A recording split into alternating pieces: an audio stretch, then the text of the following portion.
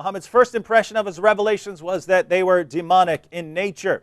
Muhammad tried repeatedly to kill himself. Muhammad allowed his followers to rape their female captives. The Quran allows Muslims to beat their rebellious wives into submission. Muhammad says the Bible talks about him when, according to the Bible, he's a false prophet. Muhammad married the divorced wife of his own adopted son. Muhammad was disgraced by God in death. The one way he said he would die if he's a false prophet, that is exactly how Muhammad died. Muhammad had sex with a 9-year-old girl. Muhammad delivered revelations from the devil and came back and blamed the devil for this revelation.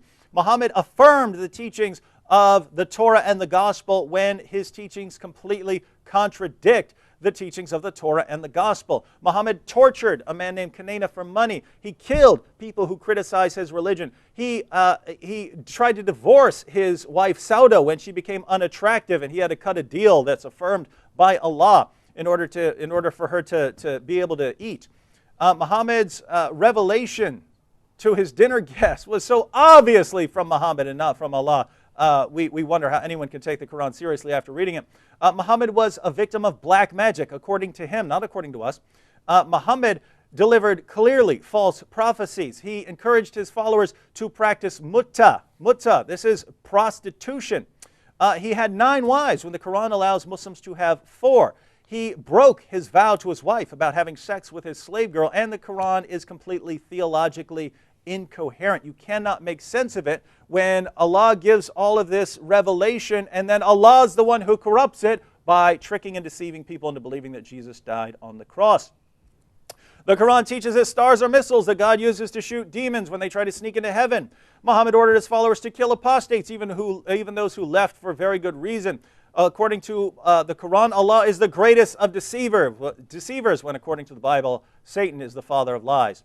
Muhammad had no assurance of his salvation despite the fact that he is the greatest of Muslims. According to Muhammad, women are stupid and immoral. Islam promotes idolatry. Muhammad said there would be no discrepancy in the Quran if it's the word of God, when there's all kinds of discrepancy. The Quran is based on the argument from literary excellence, the silliest argument ever offered for anything.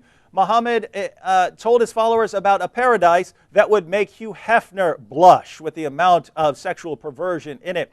And, of course, if Christianity is true, Islam cannot be the truth because they teach different things.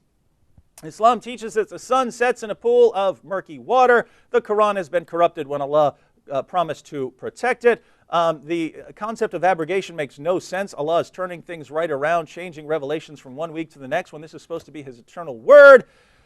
Muhammad supported his fledgling religion by robbing people. Islam took rituals from the pagans. It stole stories from the groups around Muhammad during the time.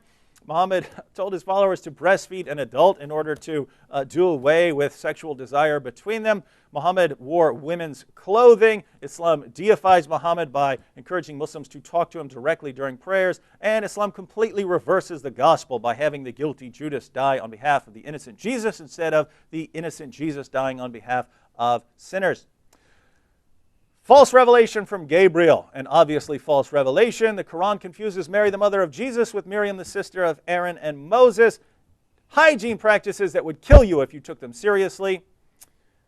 Muhammad takes historical figures like Alexander the Great, turns them into Muslims when we know they weren't Muslims. Allah has no love for unbelievers, which means He is deficient in love. Allah punishes Jews and Christians for the sins of Muslims, clearly unjust, even according to what Muslims tell me. Muhammad encouraged his followers to violently subjugate the rest of the world, clearly inconsistent with the revelation of Jesus, which Muhammad affirms. Allah wants people to sin, showing that Allah is dependent on human beings to show His forgiveness. Islam makes Satan the true hero of everything, and finally portrays Jesus as a miserable failure. Islam exalts Satan, insults God, and makes Jesus look like a failure. That's what Islam does at the end of the day, and you're telling me this guy is a prophet.